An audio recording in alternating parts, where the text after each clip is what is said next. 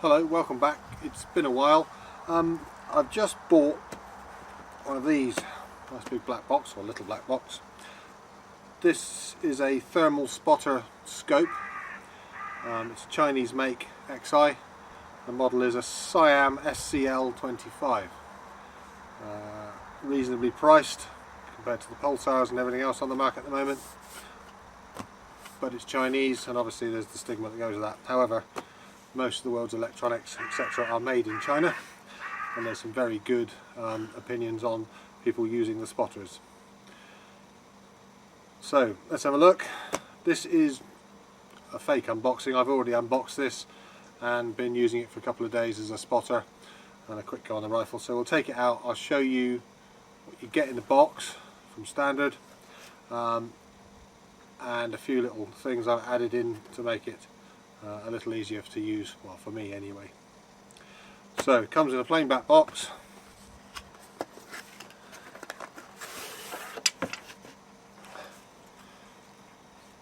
Very nice basic carry case, two compartments, or two main compartments. As you can see, it's not particularly big. Comes with a shoulder strap, ideal for just chucking arrows you get out the door. So let's have a look. I'll bring you in a bit closer. So main compartment has the sight, spotter, scope, whatever you want to call in it. It's only got one minor piece of alteration on it at the moment. I've had to leave on. This is this piece of paracord. We'll get to that in a minute. It obviously doesn't come with it. So this is the unit.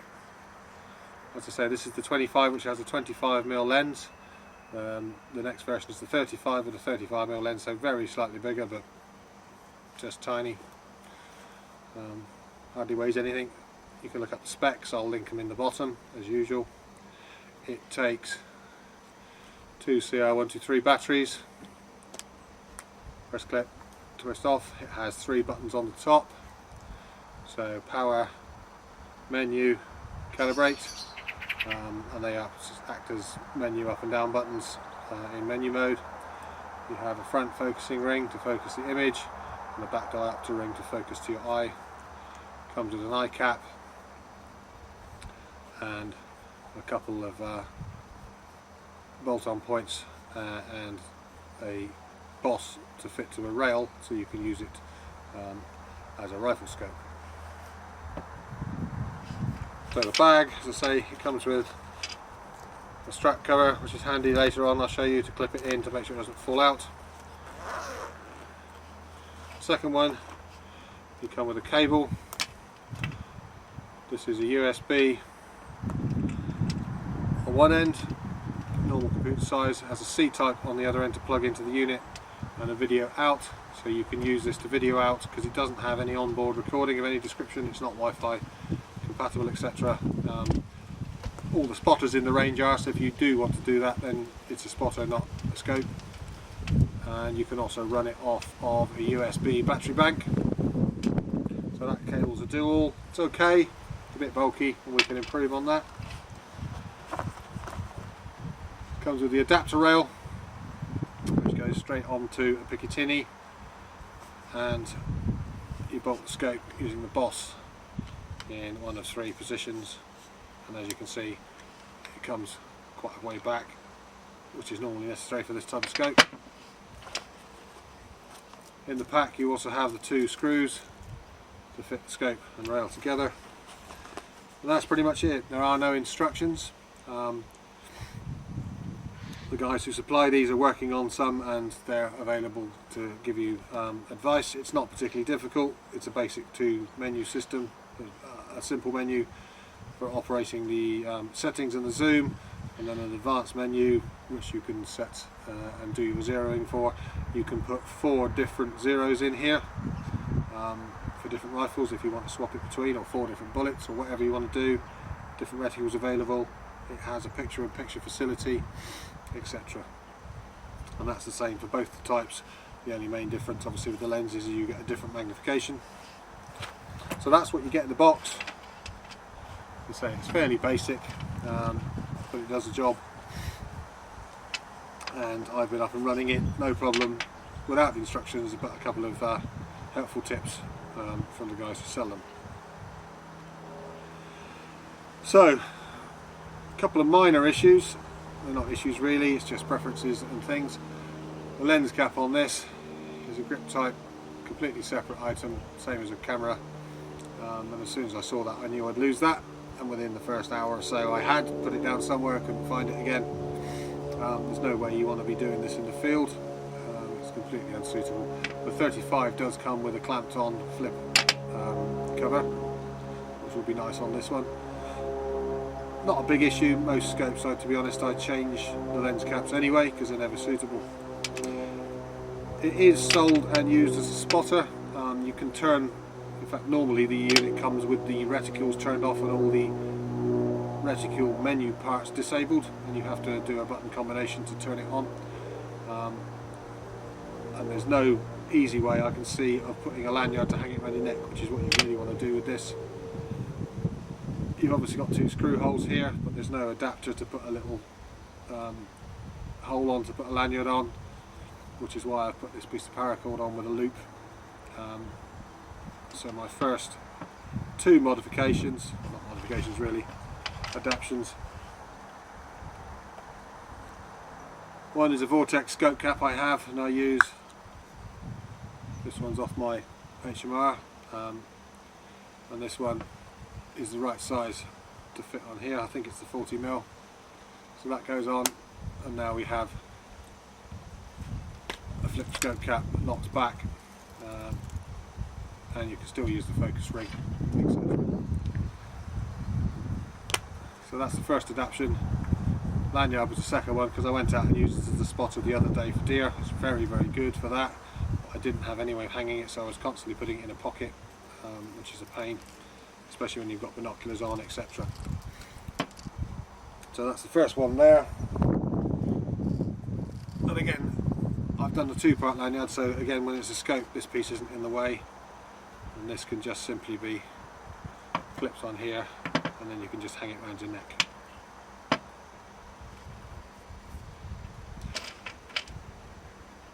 A couple of other modifications. This cable's fine, it works, however it's got all the bits on it. You don't need to run a battery pack and or video out, or I don't anyway.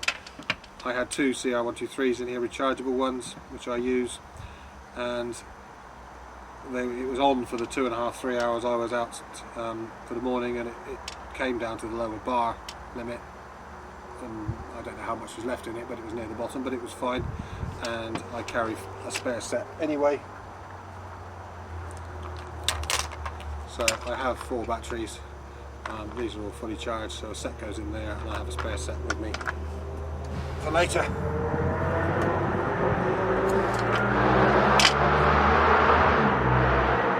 Just let the motorbikes go by. On the cables, you can buy other cables. It's a C-type to AV out, so I found this on eBay or Amazon, one or the other, for a couple of quid. C-type to AV out, single cable, so this replaces this bit to this bit. I bought one of these 90s adapters because I thought that would be easier coming out of the unit. And this little flip up.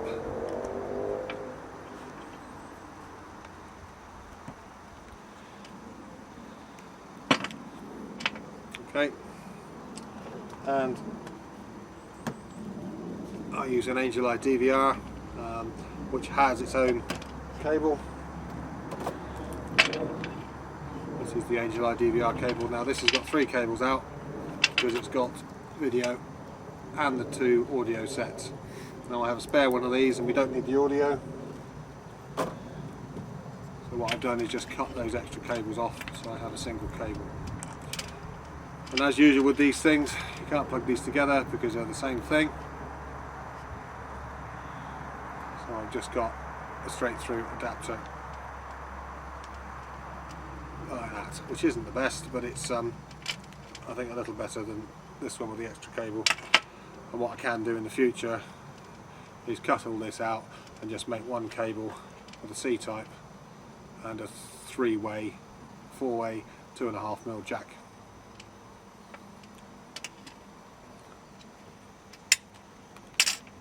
So just to tidy that up, I just put some black tape around it. It holds it together, it stops it shining and glowing. Maybe keep the water out a little bit.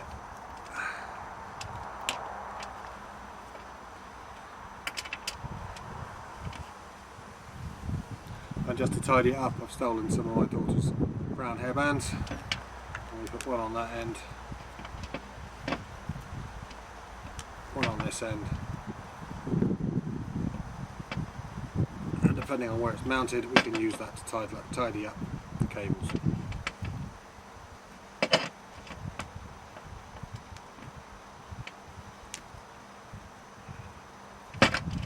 And then this just goes off and into the DVR.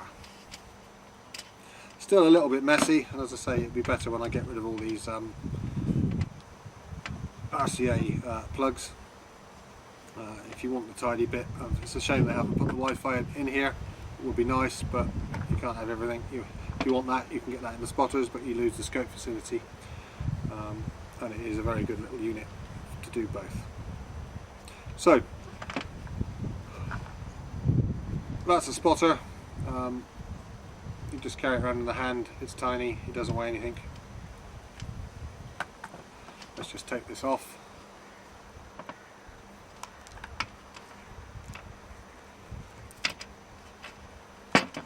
Move this lot out of the way.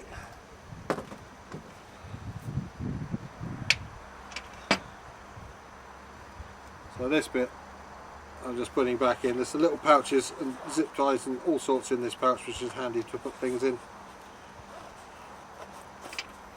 Now, turn this into a scope. You have the rail, and as I say, you can put this in various places this way around. Up front here, you've possibly got an issue with your eye, but you can always cut that off if that's what you want. Middle one's okay and does reach, but it's all quite far back on the rails on my rifle, so I'm going to mount this at the farthest end. Now, another minor niggle, and it is a minor one, it doesn't matter. It would be nice if they supplied the Allen key that fitted these bolts. Pretty certain it's a 3mm. It's not a big deal, I've got one, so now this lives in the pouch.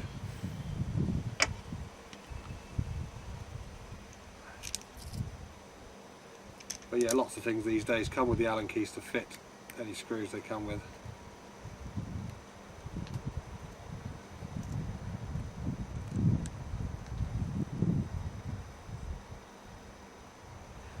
So I'm not going to crank this up because these are brass inserts into this, which is why I don't really want to hang the lanyard neck off it. So that lodges in there, it's all angled and wedged, so it should return to zero. I don't know if it does, I haven't tested it yet. The other guys who've used it on this say that just taking this lot on and off would seem to return to zero on the rail. I don't see why it shouldn't, but even that as a spotter, you've got this extra bit, which is a bit of a pain, but it's still not massive. The other thing is now, it doesn't quite fit in the bag quite so well, but you can zip it up and you've just got the rail hanging out the end. That's where this Velcro bit comes in quite handy, because you can put that over the top and it gives you a bit of extra security. If this zip starts to come undone, it's not going to fall out of the bag.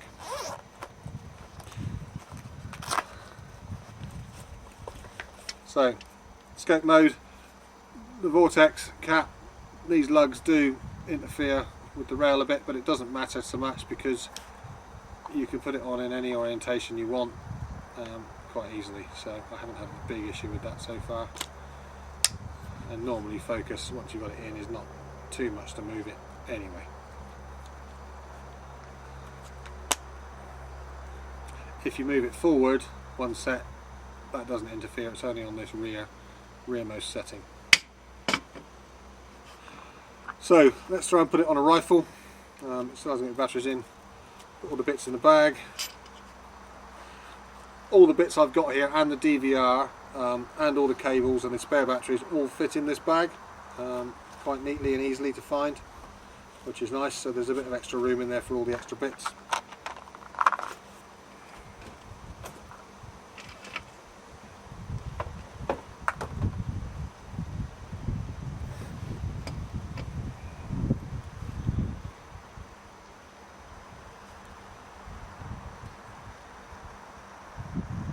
go see me again, not that you want to.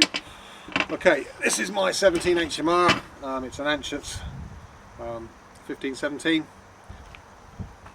This is my long range rabbit gun, and it's got a bit of an odd scope on the minute. This is a 1:8 Strike Eagle from Vortex, which is more of a tactical scope, but I needed something I could put my night vision on the back of the other day, or a couple of months ago when I didn't have the thermal. And the scope I normally run it on, which is the minimum of a 6 mag, didn't have the field of view for scanning for what I was doing. So this normally lives on my Ruger 1022. It's more of a fast fire scope, but it's on quick release. So it comes off quite easily.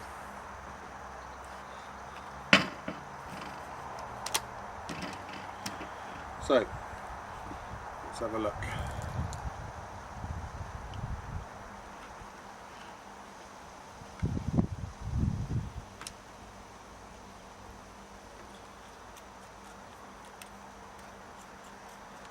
Seems to fit in the middle of the bridge. So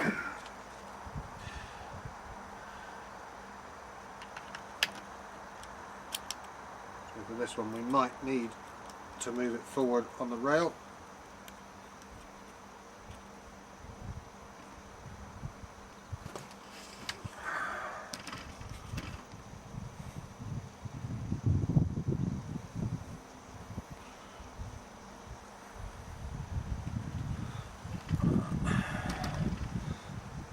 Well, that's not too bad. I'd like it a bit further forward personally, so let's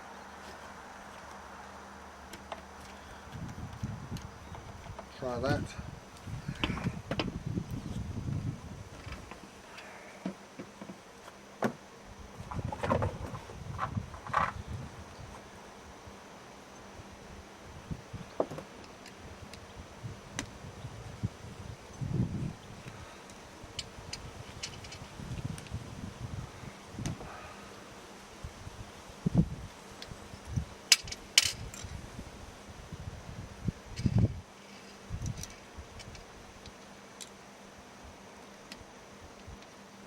Nice and easy.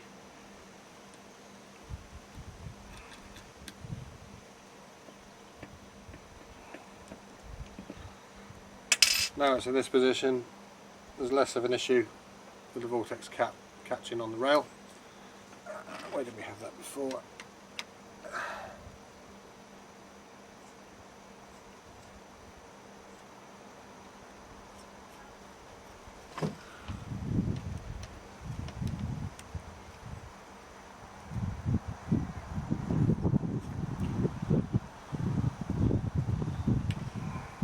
Those a little tweak later, it shouldn't need much.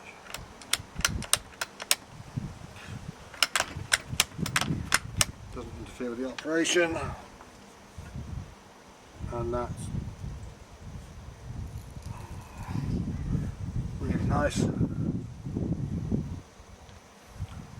So that's how easy it is to fit. It's pretty easy to zero. Again, you don't have the take a photograph that you have on some of them and move the reticule, but you can move the reticule and measure it, and it does show you where your previous zero was, so you can compare the two strikes, what you're aiming at and where the bullets are landing. It's fairly easy. I shall try and get some footage through the scope when I get the DVR plugged in, but now that's pretty good. Take that out of the way. Gives me some batteries in it, we're ready to go. So all I need to do now also is measure the centres of the barrel and the scope, so I can then put the information into my ballistics program just to check what the trajectory is going to do. The big deal with night vision, and especially thermal, is you've got very little depth perception, so you've got very difficult to work out the range finding. Being an HMR, it's pretty flat over a reasonable distance.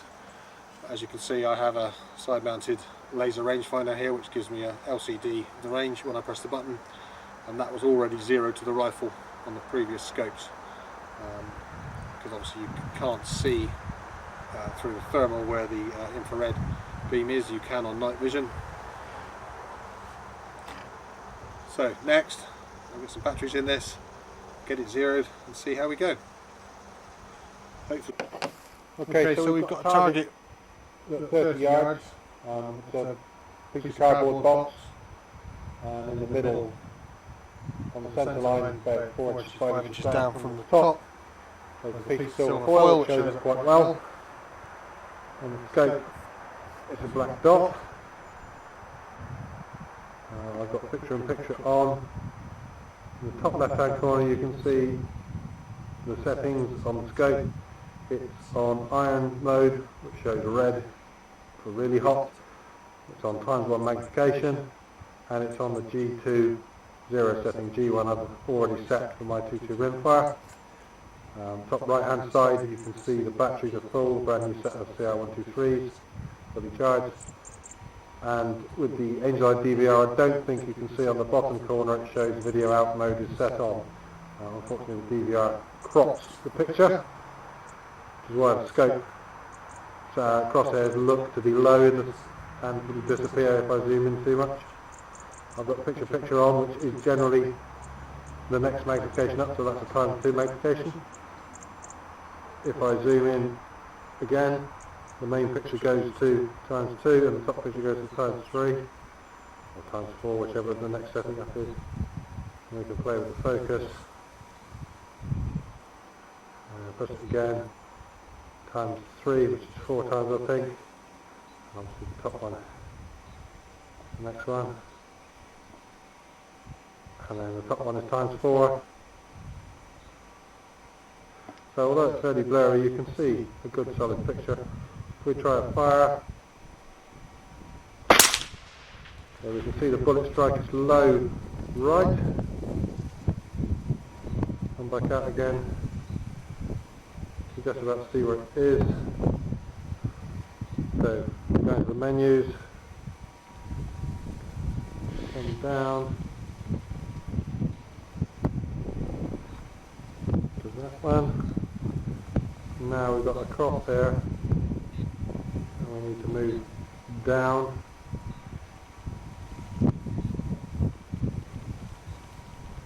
You can see the settings coming in.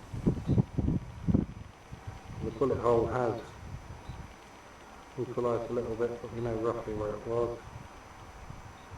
About there.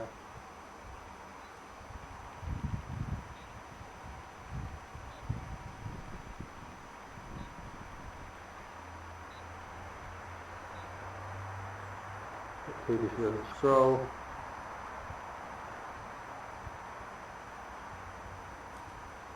We'll try that one for a minute. Press and hold, save, let's move the crosshair.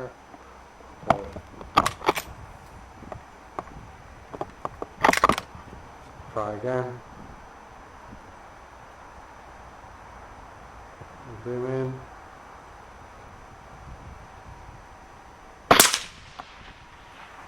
Okay, we're a little bit low.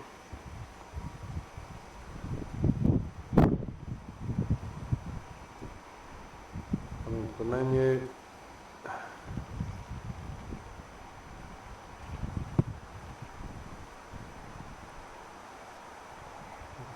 Decide it's alright, but Windows, let's just move it down a bit.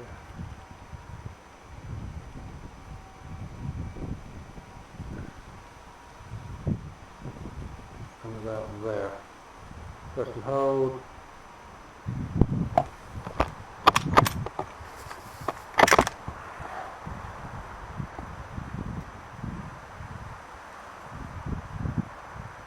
Right, maximum magnification now.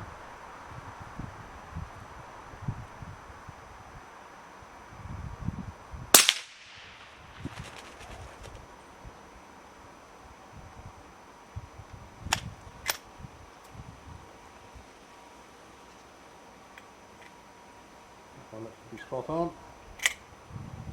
And load.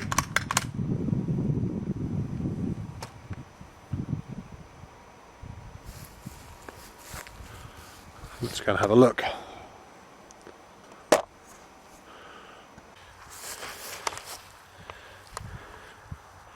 Okay, so we've got a piece of tin foil, which is just stuck on with a piece of double-sided sticky tape. Our 4 shot is down here, and to be honest that's where the 2.2 was firing as well, so obviously the centre line's off on the axis. Second shot was here, spot on for windage, just slightly low. Third shot here, so we've got a 0 for 30 yards.